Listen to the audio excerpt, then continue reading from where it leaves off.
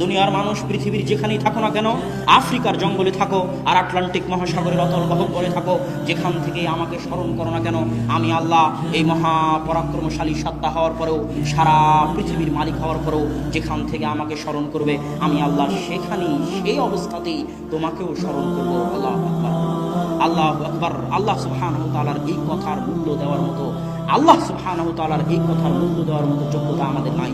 আমরা যদি সময়ে বরকত পেতে চাই, আল্লাহকে স্মরণ করতে হবে। দলিল, ফাতেমা রাদিয়াল্লাহু তাআলা আনহা যখন আল্লাহ রাসূলকে বললেন, আল্লাহ রাসূল, আমার হাত ওই আটা পিষার জন্য ওই জাতা ঘুরাতে ঘুরাতে আমার হাত ঘা হয়ে গেছে, হাতে ব্যথা হয়ে গেছে, হাত লাগে, হাত ব্যথা হয়ে গেছে, চামড়া জড়সড় হয়ে গেছে, আপনি আমাকে একটা খাদেম দিন। তখন রাসূল সাল্লাল্লাহু আলাইহি ওয়াসাল্লাম বলেন, আলা আদুল্লুকুমা মা হুয়া, আমি কি তোমাদেরকে ওই জিনিসের দিকে ডাক দিব না, ওই জিনিসের কথা তোমাদের বলে দিব না, যেটা একটা খাদেম দেওয়ার চাইতে তোমাদের জন্য বেশি কল্যাণ করা হবে।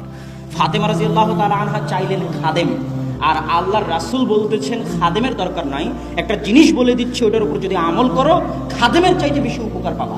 কি? 33 বার সুবহানাল্লাহ বলবা, 33 বার আল্লাহু আকবার বলবা, 33 বার আলহামদুলিল্লাহ বলবা, খাদেমের চাইতে বেশি উপকার পাবা। মানুষ এই হাদিস শোনার পরে মনে করে এটা শুধু আধ্যাত্মিক ব্যাপার।